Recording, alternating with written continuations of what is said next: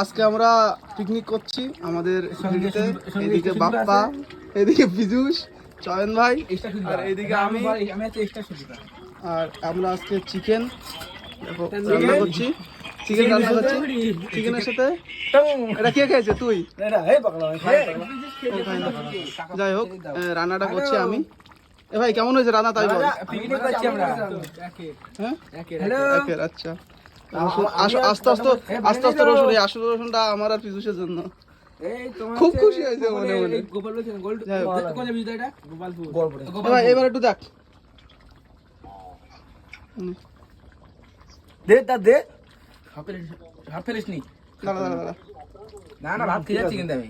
দেখ ভাই কেমন হয়েছে। গরম গরম লাগবে না? কেমন ভাই কেমন তাই বল। ভালো লাগছে, ভালো কি অবস্থা? ভালো লাগছে। সব ঠিক ঠিক আছে, চলো। ভাই গ্যাস কি শেষ হয়ে গেল নাকি রে ভাই?